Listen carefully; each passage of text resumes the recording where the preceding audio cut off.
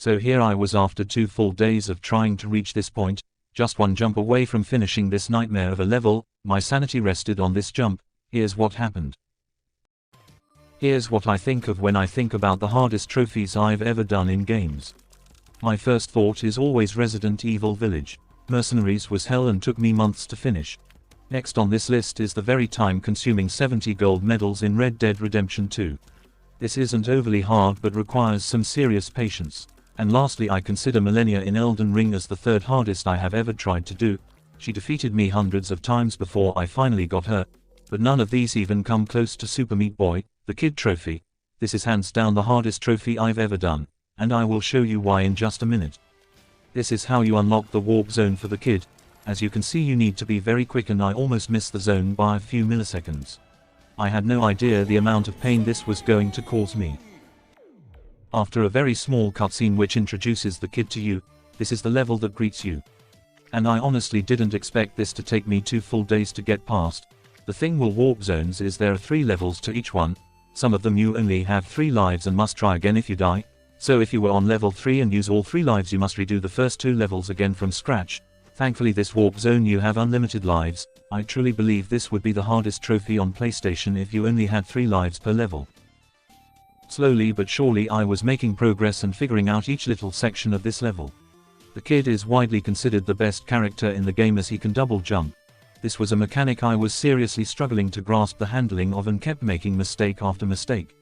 Honestly, the first section of this is very easy, but it's when you reach the second part and have to start flying around corners while double jumping and controlling the distance does this start to get very hard. I died so many times just one jump off from finishing so many times. I seriously started to doubt myself whether or not I could do this. If you haven't noticed by now, every time you die it's all the way back to the start and you must do everything again.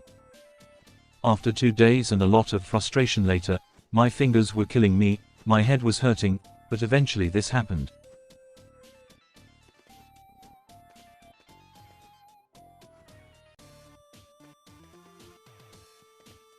I can't explain the relief I finally felt when I made it to the end. I now just needed to carefully dodge all the spikes and get the timings right. I thought looking at this level this was going to be easy. It wasn't. In comparison to the first, it didn't take as long. This only took me about 40 minutes total. But there was still a few moments of what the fuck did I just do. The only thing I really struggled on was the middle section. I died there quite a few times.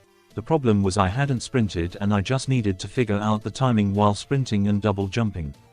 This game was starting to really push me to my limits. It was also starting to get very late and I had work very early in the morning the next day. I was trying to finish this so I didn't have to turn the game off. In the end I ended up pausing the game and changing my settings for rest mode on PS5 to leave the game open. Eventually I reached this point and was just one little step away from finishing level 2, when this happened. This pause should tell you everything about how I was feeling. I panicked so hard and fucked it right at the end. Unbelievable. As I said, I was starting to get very tired and was making countless mistakes. But not even 5 minutes later, this happened.